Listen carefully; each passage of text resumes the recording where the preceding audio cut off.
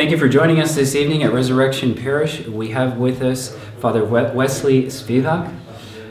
He is from the Polish province of the Congregation of the Resurrection, right now serving as the Provincial Superior. Yep. And we also have with us Father Jim Donohue from the Ontario, Kentucky province, and you're a professor out in Maryland. That's right. At the university there, teaching theology at Mount St. Mary's University. Thank you. Well, thanks for joining us. I just like to get people together to talk a little bit about vocations, you know, as we continue to build the website and get some great questions from young people who are discerning theirs. And so I'd just like to ask each of you, you know, is there something that initially drew you to becoming a resurrectionist? Who should start? You. Myself. Well, I was born and grew up in the Resurrectionist Parish, so it was easier. Obviously, well, I have to admit that up to a certain point I didn't know the difference between the diocesan priest and the religious priest, or priest religious. It happened because I was the altar server, and it happened, I was something about 15 or 16, that the brother, a resurrectionist brother, happened to our parish, and he was responsible for the sacristy. And for me as a lad, it was interesting to see the guy wearing the cassock and the cincture and not celebrating the Mass. And I knew that he was not a seminarian. So I just began to investigate in my mind, what does it mean, who this person is. And I talked to the guy, and he explained me that there are different style of being priest, like a religious priest and the diocesan priest. So I just got interested in all these orders. I began to discern, and finally I decided to join the Resurrectionists. I knew this devil, so I decided to join the devil I know. How about you, Jim? I think with me, I wanted to become a priest, and I went to Resurrection College, and I met with Father Bob Liddy, who was the rector at the time. And he actually said to me, do you want to be a resurrectionist or a diocesan priest? And I looked at him and I said, I want to be a priest. And he said, okay, well, I'll sign you up for the diocese. And so I studied for the Diocese of Hamilton in Ontario. But over the time being at Resurrection College, it was administered by Resurrectionist priests, and I met other Resurrectionist seminarians. And I started to see something in them that I hadn't appreciated before. But there were Franciscans in my parish at home. And so I was kind of torn because I guess it's a good thing in my life, but it's also a difficult thing. Whatever I do, I seem to love doing. And so when I would be with diocesan guys, I would think I want to be a diocesan priest, I want to be with the Franciscans, I want to be a Franciscan, I want to be with the Resurrections, I want to be a Resurrectionist. And it made it very difficult to try to sort this out. But over the years, as I discerned, I kind of think of it as visiting houses in a neighborhood. You go into a house, and they have a lot of things in common, but there's just a kind of feeling you have that this is like your home. And over the years, I kind of started to feel like the Resurrectionists were my home. And there was one other little thing, is that the Resurrectionists were teachers. And that really attracted me because from when I was very young, I always thought I wanted to be a teacher. And I knew that they had teachers in high school, they had teachers in university.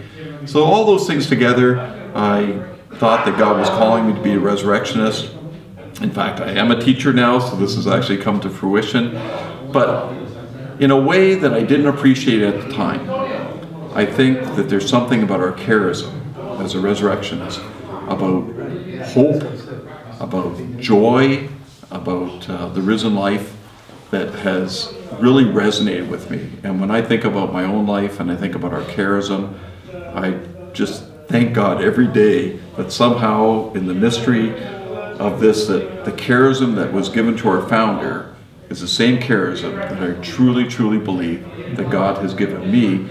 And when I think of all the other resurrectionists, as different as we are in terms of nationality, in terms of apostolate, in terms of whatever country we're in, the one thing that we share is the same charism of our founder. And this charism of hope, and this charism of joy, and the Paschal Mystery, no matter what happens in our life, no matter what suffering, no matter what difficulty, that somehow God is going to bring new life from this. And as you've lived out many years of being a CR, Jim, is there one thing that stands out, one thing that you love about being one? Oh, I think teaching. I mean, it just brings the greatest joy in my life. It's so fulfilling to see that you can actually make a difference in people's lives. And I know sometimes the difference is incremental, but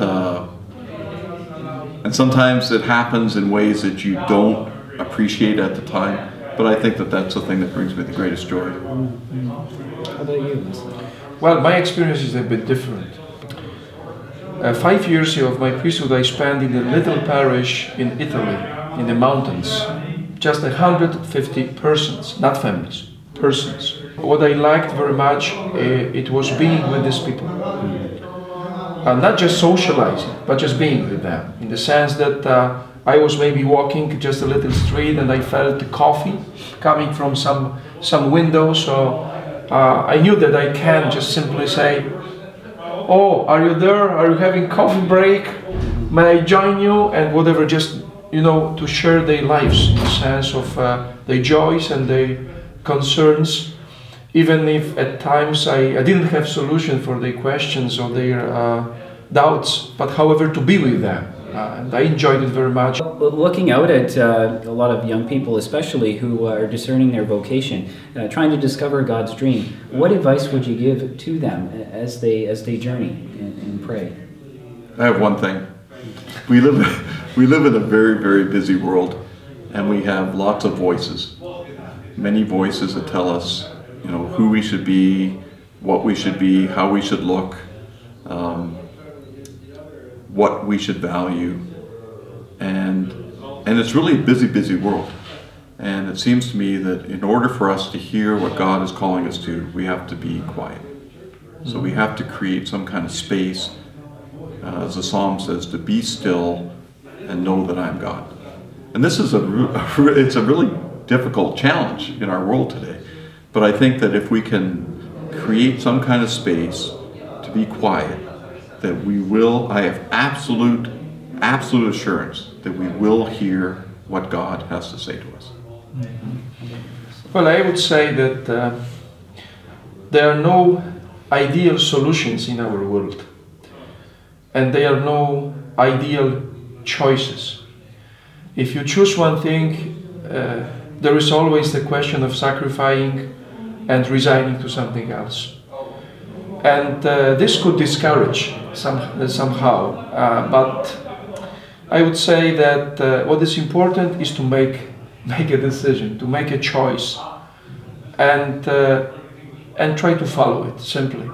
Well, there you have it from two of the people who I think are living out their vocations with great joy and fidelity. And so I thank you for doing this. Thank you, Father Wesley and Father Thank Jim. you.